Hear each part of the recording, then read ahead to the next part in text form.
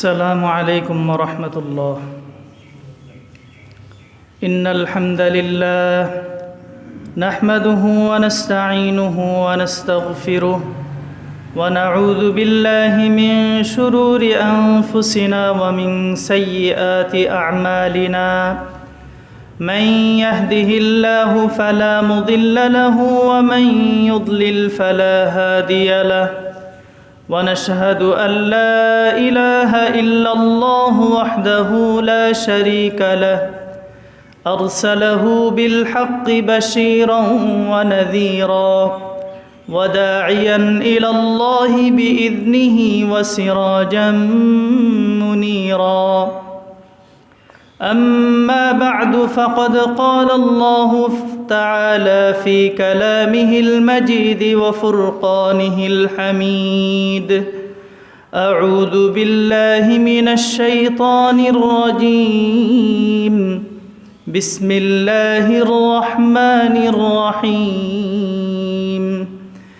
إن الله وملائكته يصلون على النبي يا أيها الذين آمنوا صلوا عليه وسلموا تسليما. اللهم صل على محمد وعلى آل محمد كما صليت على إبراهيم وعلى آل إبراهيم إنك حميد مجيد. اللهم بارك على محمد وعلى آل محمد كما باركت على إبراهيم وعلى آل إبراهيم إنك حميد مجيد. আলহামদুলিল্লাহ, আল্লাহ সুবহানাহু ওয়া তাআলার দরবারে অসংখ্য অগণিত শুকরিয়া জ্ঞাপন করছি, যেই মহান রব পবিত্র জুমআর দিনে জুমআর নামাজ আদায় করার জন্য আমাদেরকে মসজিদে আসার তৌফিক দান করেছেন। আমরা সবাই অন্তরের অন্তঃস্থল থেকে বলছি আলহামদুলিল্লাহ। মুহতারাম হাজিরিন, আজকে সংক্ষিপ্ত পরিসরে আমরা ইসলামের দৃষ্টিতে বাক স্বাধীনতা, ইসলামের দৃষ্টিতে একজন ব্যক্তির কথা বলার স্বাধীনতা কেমন হবে এই সম্পর্কে সংক্ষিপ্ত আলোচনা পেশ করব ইনশাআল্লাহ তাআলা। দেখুন, এই পৃথিবীতে যত মানুষ আছে সবাই স্বাধীনতা পছন্দ করে। তো এই স্বাধীনতার বিপরীত হলো পরাধীনতা। তবে স্বাধীনতার মানে যা খুশি তা করব, যা মন চায় তাই বলবো, এমনটি না। নিরঙ্কুশ স্বাধীনতা বা সার্বভৌম বলতে কিছু নেই। একজন মানুষ যে পূর্ণ স্বাধীন তার সব কাজে, তার সব কথায়, বিষয়টা এমন না। কোনো সমাজ, কোনো ধর্ম কাউকে নিরঙ্কুশ স্বাধীনতা দেয় না, যার কারণে আমরা দেখি একজন মানুষের যা ইচ্ছা তা করতে পারে না। একজন মানুষের যা খুশি, যা মন চায় সে তা কিন্তু বলতে পারে না, বরং সব ক্ষেত্রে একটা সীমাবদ্ধতা আছে। প্রতিটা রাষ্ট্রের সমাজ ব্যবস্থার একটা নিয়ম এবং নীতি আছে। তো রাষ্ট্রবিজ্ঞানের ভাষায় যদি আমরা দেখি, তাহলে স্বাধীনতা বলতে মানুষের সেসব অবাধ কার্যক্রমকে বোঝায় যা অন্যের অধিকার বা তদ্রূপ স্বাধীনতা খর্ব না করে সম্পন্ন করা সম্ভব। তাহলে স্বাধীনতা কাকে বলবে? রাষ্ট্রবিজ্ঞানের ভাষায় মানুষের এমন সব কাজকর্ম যা অন্যের অধিকার বা তেমন স্বাধীনতা খর্ব না করে সম্পন্ন করা সম্ভব হয়। দেখুন, কুরআনে আল্লাহ সুবহানাহু ওয়া তাআলা আমাদের কথা বলার ক্ষেত্রে কেমন নির্দেশনা দিচ্ছেন। আল্লাহ সুবহানাহু ওয়া তাআলা সূরাতুল আহজাবের ৭০ এবং ৭১ নম্বর আয়াতে বলছেন, ইয়া আইয়ুহাল্লাযীনা আমানুত্তাকুল্লাহ ওয়া কুলু কওলান সাদীদা। হে ঈমানদারগণ, তোমরা আল্লাহকে ভয় করো এবং সঠিক কথা বলো। এখানে কথা বলার ক্ষেত্রে আল্লাহ বললেন সঠিক কথা বলতে। তাহলে কি হবে? ইউসলিহ লাকুম আমালাকুম ওয়া ইয়াগফির লাকুম দুনুবাকুম, আল্লাহ তাআলা তোমাদের কর্মসমূহকে সংশোধন করে দিবেন। ওয়া ইয়াগফির লাকুম দুনুবাকুম, তোমাদের পাপ রাশি ক্ষমা করে দেবেন। ওয়া মান ইউতিইল্লাহা ওয়া রাসূলাহু ফাকাদ ফাযা ফাওজান আযীমা, আর যে ব্যক্তি আল্লাহ ও তার রাসূলের অনুসরণ করে তাহলে সে মহা সাফল্য অর্জন করতে পারবে। আল্লাহ এবং তার রাসূলের অনুসরণ করে নিজের কথা এবং কাজ, এগুলো আল্লাহ কোনটা পছন্দ করে, আল্লাহ কোনটা অপছন্দ করে, এর মানদণ্ডে মেপে কেউ যদি সেইভাবে নিজের জীবন পরিচালনা করে তাহলে সেই হবে সফলকাম ব্যক্তি, মহা সফলতা সে লাভ করবে। তো আয়াতে আল্লাহ তাআলা বললেন সঠিক কথা বলতে। তো সঠিক কথা কি? সঠিক কথা সেটাই যা বলার সময় আল্লাহ তাআলাকে ভয় করা হয় এবং যাতে কোনো রকম কপটতার আশ্রয় না নেওয়া হয়। যেই কথা বলতে গেলে আল্লাহ তাআলার ভয় আপনার ভিতরে কাজ করবে এবং সেখানে কোনো কপটতা বা কোনো নিফাকি থাকবে না, সেটা হলো সঠিক কথা। তো এই রকম সঠিক কথা বলতে পারলে আল্লাহ তাআলা আমলসমূহকে সংশোধন করে দেবেন এবং যে ভুল ত্রুটি হয়ে যায় এই ভুল ত্রুটি আল্লাহ ক্ষমা করে দেবেন।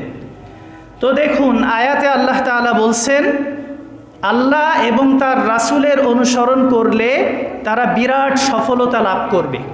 বিরাট সফলতা আসলে কি জিনিস? আমরা তো দেখি দুনিয়ায় অনেক ব্যক্তি অনেকভাবে সফলতা অর্জন করে।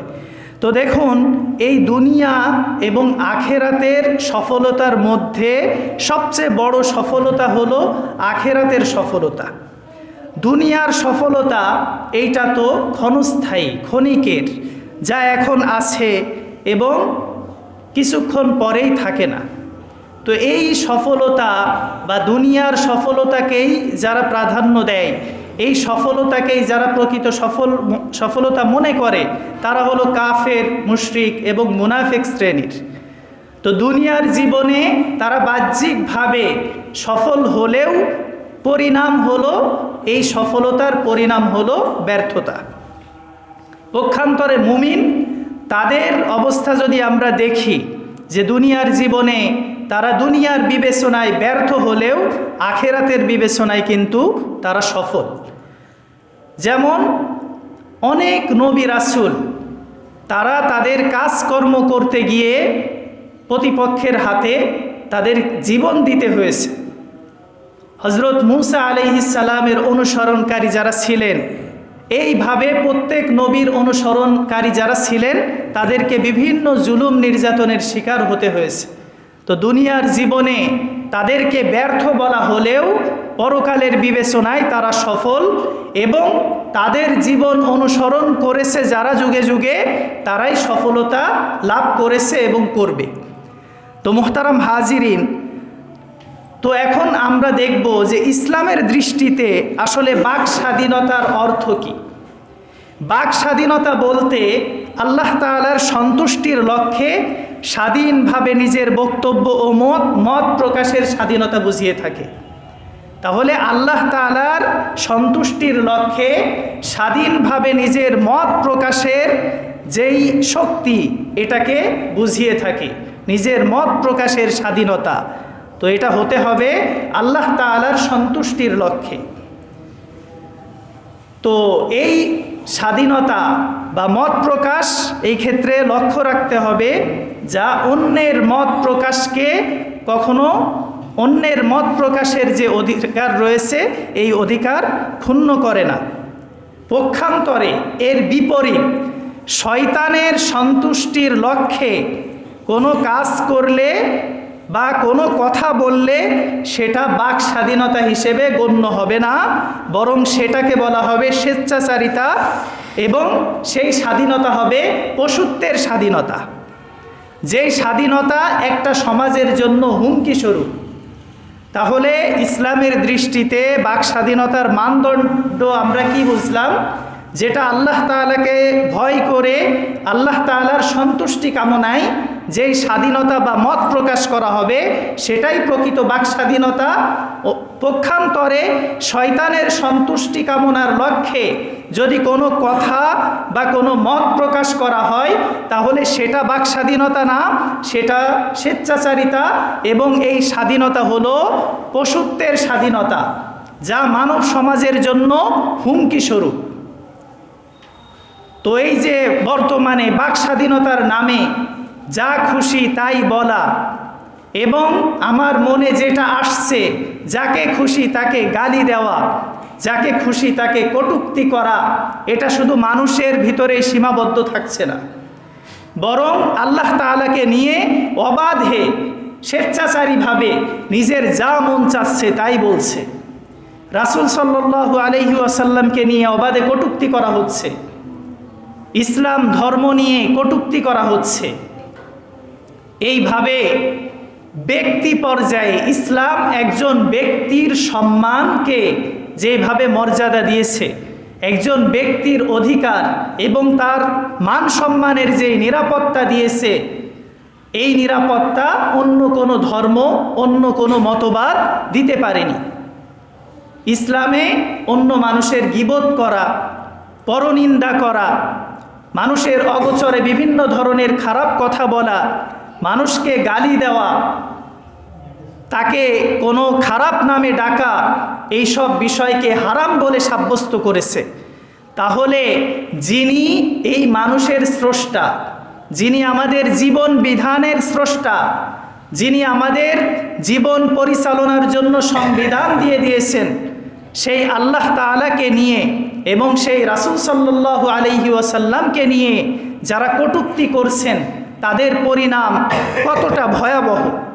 মুহতারাম হাজিরিন, তো দেখুন আল্লাহ সুবহানাহু ওয়া তাআলা এই যে বাক স্বাধীনতা বা কথা বলার শক্তি আল্লাহ তাআলার এত অসংখ্য অগণিত সৃষ্টির মধ্য থেকে কেবল মানুষকে দান করেছেন এবং মানুষকে আল্লাহ তাআলা সঠিক পথে পরিচালনা করেছেন। মানুষের জন্য আল্লাহ তাআলা জ্ঞান দিয়েছেন, মানুষকে আল্লাহ তাআলা জ্ঞান দিয়েছেন যেই জ্ঞান অন্য কোনো সৃষ্টিকে দেননি। যার কারণে এই জ্ঞান দিয়ে এই জ্ঞানের দাবি কি? এই জ্ঞানের দাবি হলো আল্লাহ তাআলা তাদের জন্য যে দুইটা পথ সৃষ্টি করেছেন, একটা হলো হেদায়েতের পথ আর একটা হলো গুমরাহির পথ। এই দুই পথের মধ্য থেকে সে নিজের বিবেক বুদ্ধি দিয়ে, সে নিজের জ্ঞান দিয়ে আল্লাহ প্রদত্ত জ্ঞান অনুসরণ করে সঠিক পথ অনুসরণ করবে। এটাই হলো জ্ঞানের দাবি। কিন্তু যারা এই জ্ঞান অবলম্বন করে না, জ্ঞান বলতে আসলে কোন জ্ঞান বুঝি আমরা? আপনি দুনিয়ার দৃষ্টিতে অনেক বড় বড় ডিগ্রি অর্জন করলেন, অনেক বড় ব্যক্তিত্ব হলেন, তো এটা আসলে প্রকৃত জ্ঞান না। আল্লাহ তাআলা যেই জ্ঞানের কথা বলেছেন সেই জ্ঞান হলো আল্লাহ প্রদত্ত জ্ঞান, কুরআন এবং হাদিসের জ্ঞান। যেই জ্ঞানের মাধ্যমে আপনি আল্লাহ তাআলাকে চিনতে পারেন না, আপনি রাসূল সাল্লাল্লাহু আলাইহি ওয়াসাল্লামের মর্যাদা এবং ইসলামের শ্রেষ্ঠত্ব অনুধাবন করতে পারেন না, সেটা প্রকৃত জ্ঞান নয়।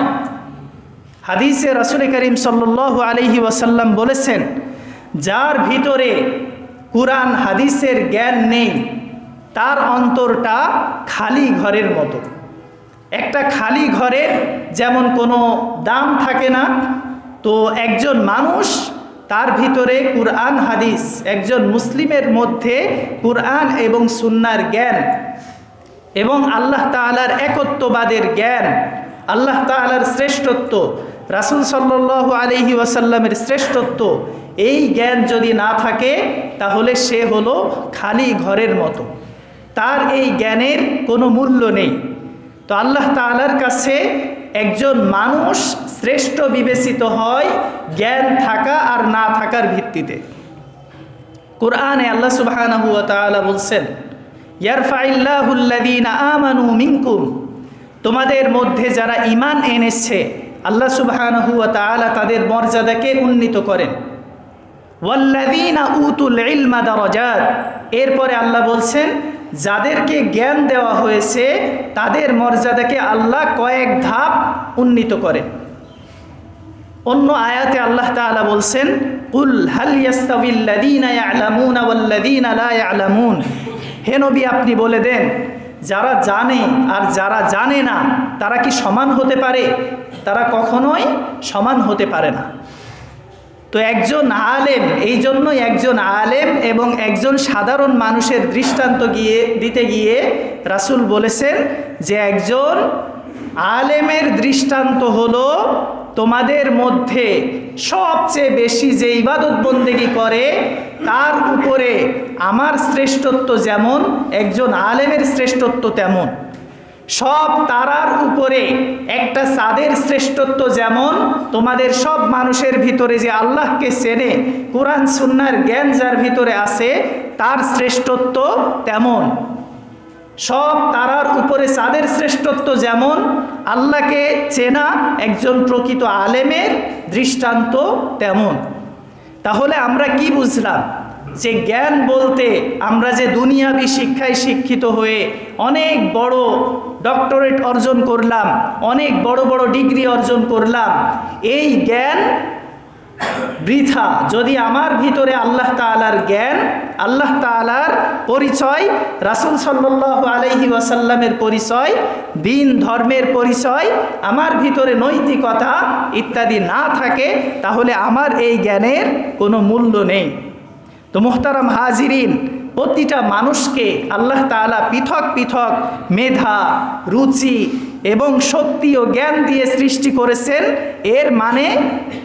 এর মাধ্যমে সে একে অপরের কাছ থেকে কাজ নিয়ে যেন সুষ্ঠুভাবে একটা সমাজ তারা পরিচালনা করতে পারে। এজন্য প্রত্যেক মানুষকে আল্লাহ তাআলা স্ব মেধা ও রুচি এটা বিকাশ করার স্বাধীনতা আল্লাহ দিয়েছেন। এটি মানুষের প্রত্যেকের একটা স্বভাবগত বিষয়। পরিবার ও সমাজের দায়িত্ব এবং কর্তব্য পালন করার ক্ষেত্রে প্রতিটা মানব সন্তানকে আল্লাহ তাআলা একটা গণ্ডির ভিতরে থাকতে বলেছেন এবং সেই গণ্ডিটা আল্লাহ তাআলা নির্ধারণ করেছেন কুরআন এবং সুন্নাহর মাধ্যমে। তো এই গণ্ডির ভিতরে তুমি যদি থাকো তাহলে তুমি হেদায়েতের পথে থাকবে, আর এই গণ্ডির বাইরে যদি যাও তাহলে তুমি পথভ্রষ্ট হয়ে যাবে। তো এই গণ্ডিটা কি? এই গণ্ডি এটা আমাদেরকে জানা প্রতিটা মুসলমানের জন্য কর্তব্য, যাতে করে আমরা এই গণ্ডির বাইরে গিয়ে পথভ্রষ্ট না হয়ে যাই। আল্লাহ সুবহানাহু ওয়া তাআলা বলছেন, ইন্না হাদাইনাহুস সাবিলা, আমি তাদেরকে পথ প্রদর্শন করেছি, ইম্মা শাকিরাম ওয়া ইম্মা কাফুরা। তো এই পথে চলে তারা হয়তো আমার কৃতজ্ঞ হবে, অথবা এই পথের বিপরীতে গিয়ে তারা আমার বিরোধিতা এবং আমার নাফরমানিতে লিপ্ত হবে। তো যারা আমার নাফরমানি করবে, ইন্না আ'তাদনা লিল কাফিরিনা সালাসিলা ওয়া আগলালাম ওয়া সাঈরা, আমি তাদের জন্য প্রস্তুত করে রাখব বেড়ি এবং জাহান্নামের কঠিন শাস্তি। আল্লাহ সুবহানাহু ওয়া তাআলা অন্য আয়াতে বলছেন যে দুইটা দল হবে, এক দল হলো ফারিকুম ফিল জান্নাহ, যারা যাবে জান্নাতে, আর এক দল ফারিকুম ফিস সাঈর, তারা হবে জাহান্নামী। তো মুহতারাম হাজিরিন, আল্লাহ সুবহানাহু ওয়া তাআলা আমাদের যে জ্ঞান দিয়েছেন, আমাদের অন্তর দান করেছেন, আমাদের চোখ দিয়েছেন দেখার জন্য, কান দিয়েছেন শোনার জন্য, এগুলোর সঠিক ব্যবহার কখন হবে? এগুলোর সঠিক ব্যবহার হবে যখন আমি অন্তর দিয়ে সঠিক জিনিস অনুধাবন করব। আমি কান আল্লাহ তাআলা দিয়েছে বলে আমি কান দিয়ে যা ইচ্ছা তা শুনতে পারি না, এই স্বাধীনতা ইসলাম আমাকে দেয় না। আল্লাহ আমাকে কথা বলার শক্তি দিয়েছেন বলে আমি যা খুশি তা বলবো এমন না। এজন্য আল্লাহ তাআলা বলছেন, ওয়ালাকাদ দারানা লিজাহান্নামা কাসীরাম মিনাল জিন্নি ওয়াল ইনস, আমি জাহান্নাম সৃষ্টি করেছি অনেক সংখ্যক মানুষ এবং জিনদের জন্য। সেই মানুষ এবং জিন কারা? লাহুম কুলুবুন লা ইয়াফকাহুনা বিহা, যাদের অন্তর আছে কিন্তু সেই অন্তর দিয়ে তারা বোঝে না। ওয়ালাহুম আ'য়ুনুল লা ইউবসিরুনা বিহা, যাদের চোখ আছে কিন্তু এই চোখ দিয়ে সঠিক জিনিস তারা দেখে না। ওয়ালাহুম আযানুল লা ইয়াসমাউনা বিহা, যাদের কান আছে কিন্তু এই কান দিয়ে সঠিক জিনিসটা তারা শোনে না। এদেরকে আল্লাহ তাআলা দৃষ্টান্ত দিয়ে বলছেন উলাইকা কাল আনআম, এরা হলো চতুষ্পদ জন্তুর মতো। বালহুম আদল, শুধু চতুষ্পদ জন্তুই না, বরং তার চাইতে আরো বেশি নিকৃষ্ট ব্যক্তি এরা। এজন্য আমাদের জ্ঞান, আমাদের কথা বলার শক্তি, আমাদের দেখার শক্তি, আমাদের শোনার শক্তি, এই সবগুলোকে যখন আমরা আল্লাহর পথে আল্লাহর সন্তুষ্টি কামনায় ব্যবহার করতে পারবো, তবেই আমাদের এই সব কিছুর স্বাধীনতা এটা সার্থক বলে বিবেচিত। দেখুন, মানব সন্তান, আমাদের প্রতিটা জন্ম নেওয়া প্রতিটা মানব সন্তান সে স্বাধীন হয়ে কিন্তু জন্ম লাভ করে। তো যখন সে শৈশবে থাকে, তার রুচি ও মেধার বিকাশ যখন ঘটতে শুরু করে, তখন ছোটবেলায় একটা প্রাপ্তবয়স্ক হওয়ার আগ পর্যন্ত তার কোনো কাজ সে যেগুলো করে এগুলো শরীয়তের মানদণ্ডে ন্যায় অন্যায় বলে বিবেচিত হয় না, তার গুনাহ লেখা হয় না।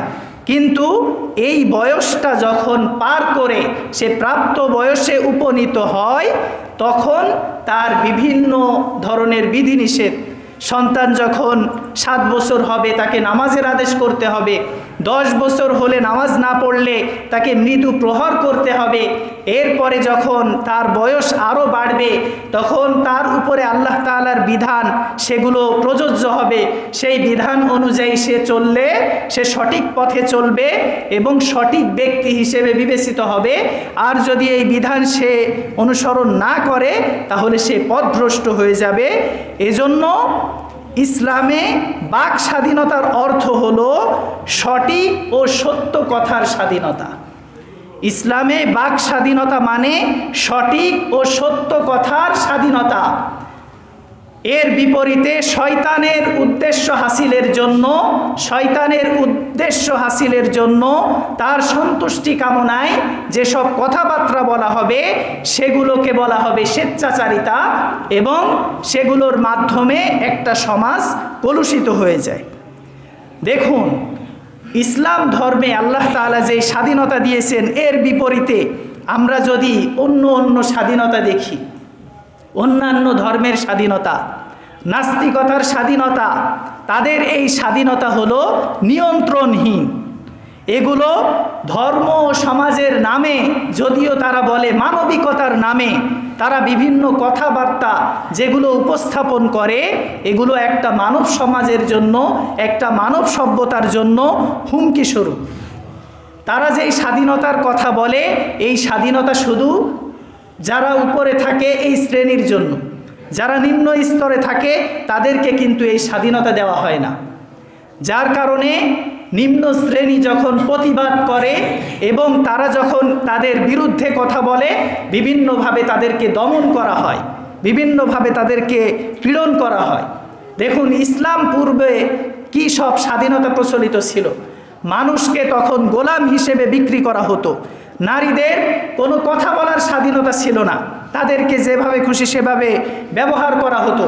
বিবাহের ক্ষেত্রে মত প্রকাশ করা এবং বিবাহ বিচ্ছেদ করার অধিকার এবং উত্তরাধিকারীর যে অধিকার, এগুলো কিছুই তাদের ছিল না।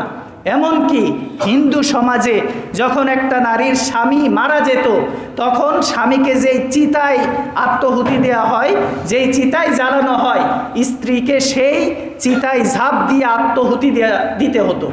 এটাকে সতীদাহ প্রথা নামে এটা প্রচলিত ছিল। কন্যা সন্তানকে বোঝা মনে করা হতো, তাদেরকে জীবন্ত দাফন করা হতো। এইভাবে বর্তমানে স্বাধীনতার নামে নিজের গর্ভের সন্তানকে হত্যা করা হচ্ছে, গর্ভপাত করা হচ্ছে। এভাবে নিজেদের মতো আইন প্রণয়ন করে এই আইনের মাধ্যমে যত অমানবিক কাজ এগুলোকে কি করা হচ্ছে, এগুলোকে সিদ্ধ বা এগুলো সঠিক বলে সমাজে প্রতিষ্ঠা করার চেষ্টা করা হচ্ছে। তো মুহতারাম হাজিরিন, এভাবে পূর্ববর্তী যুগে আমরা যেগুলো দেখি, বর্তমানে যেসব ব্যক্তি যেসব আইন প্রণয়ন করেন, আমাদের সমাজে যেসব আইন প্রচলিত আছে এগুলো আল্লাহ তাআলার আইনের বিরুদ্ধে গিয়ে বিভিন্ন ধরনের আইন প্রণীত হয়েছে। তো একটু আগেই আমরা বলছিলাম যে আপনার বাক স্বাধীনতা মানে আপনি আল্লাহকে গালি দিবেন, আপনি রাসূলের শানে কটূক্তি করবেন, এটা কখনোই বাক স্বাধীনতা না, বরং এটা স্বেচ্ছাচারিতা এবং একটা সমাজ ধ্বংসের কারণ। সমাজের মানুষের ভিতরে যেই পরস্পর সৌহার্দ্য, সম্প্রীতি এবং সহানুভূতিশীলতা থাকে এগুলোকে ক্ষুণ্ণ করে মানুষের ভিতরে অরাজকতা সৃষ্টি করে। এজন্য যেসব মানুষ অন্যায় কাজ করে তাদের অন্যায় থেকে বাধা দেওয়া এটা প্রকৃত মুমিনের কাজ। কিন্তু কেউ যদি এই অন্যায়ের সাপোর্ট করে এবং যারা অন্যায় করেছে তাদের পাশে দাঁড়ায়, তাহলে সেই ব্যক্তিও একজন অন্যায়কারী হিসেবে বিবেচিত হবে। অন্যায় কাজ করা এবং অন্যায়কে সমর্থন করা দুইটা কিন্তু একই জিনিস। এজন্য আপনি কিসের জন্য, কার সমর্থন পাওয়ার জন্য আপনি আল্লাহ তাআলার বিরুদ্ধে যাবেন? আপনি আল্লাহ তাআলার বিরুদ্ধে যুদ্ধ ঘোষণা করবেন কার সমর্থন পাওয়ার জন্য? আল্লাহ সুবহানাহু ওয়া তাআলার শ্রেষ্ঠত্ব এবং আল্লাহ তাআলার একত্ববাদের শিক্ষা, সব কিছুর চাইতে আল্লাহ বড়, এইগুলো যদি আপনার মনে এই ধারণা বদ্ধমূল না থাকে তাহলে তো আপনার জীবন আল্লাহর বান্দা দাবি করা এগুলো সবই বৃথা। তো মুহতারাম হাজিরিন, যারা আল্লাহ তাআলার নামে সমালোচনা করে, বিভিন্ন ধরনের কথাবার্তা বলে, তারা মূলত আল্লাহ তাআলাকে চেনে না। তাদের ভিতরে যেই জ্ঞান, এই সব জ্ঞান হলো নিজেদের খেয়াল খুশি মতো শয়তানের প্ররোচনায় প্ররোচিত হয়ে বিভিন্ন ধরনের জ্ঞান, বিভিন্ন ধরনের সংশয়বাদী এগুলো তাদের ভিতরে ভর করেছে। যারা এই কোরআনের সমালোচনা করে, কোরআনের বিপক্ষে কথা বলে, তারা বিভিন্নভাবে বলতে চায় যে আল্লাহ তাআলা এখানে একরকম বলছেন, ওখানে আরেক রকম বলছেন। তো মুহতারাম হাজিরিন, এইগুলো বোঝার জন্য আপনাকে অনেক বেশি গবেষণায় আত্মনিয়োগ করতে হবে। এইগুলো বোঝার শক্তি আল্লাহ সবাইকে দেন না। যারা এগুলোতে ভুল ধরে তাদের অন্তর, একটু আগে যে আয়াতের দৃষ্টান্ত দিলাম, তাদের অন্তর হয়ে গেছে ওই পশুদের অন্তরের মতো, যেই অন্তর দিয়ে তারা চিন্তা ভাবনা করার যোগ্যতা হারিয়েছে। এজন্য আল্লাহ তাআলা ইসলামে বাক স্বাধীনতা আছে, সেটা আমরা রাসূলের হাদিস খুলাফায়ে রাশিদিনের থেকে আমরা জানতে পারি। রাসূল সাল্লাল্লাহু আলাইহি ওয়াসাল্লাম যাচ্ছেন, তো একজন গ্রাম্য লোক এসে রাসূলের চাদর ধরে এমনভাবে টান দিয়েছেন যে রাসূলের গলায় দাগ পড়ে গেছে। বলতেছে, হে মুহাম্মদ, তোমার কাছে যে ধন সম্পদ আছে এগুলো থেকে তুমি আমাকে কিছু দান করো। তো রাসূল তাকে কিছুই বললেন না। তিনি তখন কি ছিলেন? সমাজের ভিতরে সর্বশ্রেষ্ঠ ব্যক্তি, তাকে এইভাবে তার সাথে আচরণ করা হচ্ছে। রাসূল বললেন, তাকে এখান থেকে কিছু সম্পদ দিয়ে দাও এবং অন্যদের চাইতে বেশি দিও। খলিফা ওমর, সে তার একজন গভর্নরকে জিজ্ঞাসা করছে, হে মুহাম্মদ, তুমি আমাকে কেমন মনে করো? তখন তিনি বললেন, আমি তো আপনাকে যেমন চেয়েছি ঠিক তেমনই পেয়েছি, তবে আপনি আল্লাহ তাআলার যেই সম্পদ এগুলো সঠিকভাবে মানুষের কাছ থেকে গ্রহণ করেন এবং ইনসাফের সাথে বন্টন করেন। তবে কখনো যদি দেখি আপনি অন্যায় কাজ করছেন তবে আমরা আপনাকে সোজা করে দেব।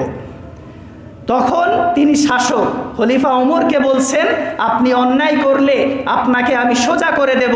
খলিফা ওমর তখন বলছেন যে ওই আল্লাহর শুকরিয়া জ্ঞাপন করছি যিনি আমার প্রজাদের ভিতরে এমন ব্যক্তি রেখেছেন যারা আমি অন্যায় কাজ করলে আমাকে সোজা করে দেওয়ার ক্ষমতা রাখে। এভাবে খলিফা ওমর একদিন মেম্বারে খুতবা দিচ্ছেন। খুতবা দিতে দিতে তিনি বলছেন যে তোমরা সবাই আমার আদেশ শ্রবণ করো, আমার কথা মানো। তখন এক ব্যক্তি বলল যে আমি ততক্ষণ পর্যন্ত আপনার কথা মানব না যতক্ষণ আপনি না বলবেন যে আমরা সবাই একটা কাপড় পরে আছি, একটা জামা পরে আছি, আর আপনি দুইটা জামা পরে আছেন কেন? তখন খলিফা ওমর বললেন, তোমার এর ব্যাখ্যা দেওয়া হচ্ছে। তখন তার ছেলে আব্দুল্লাহ ইবনে ওমরকে ডাকলেন। তখন আব্দুল্লাহ ইবনে ওমর বললেন যে আমার পিতার একটা জামা তার যথাযথভাবে শরীর আবৃত হচ্ছিল না, এই জন্য আমার ভাগের যেই জামা ছিল সেই জামা আমি তাকে দিয়েছি, সেটা দিয়ে তার জামা জোড়াতালি দিয়ে পূর্ণ করা হয়েছে।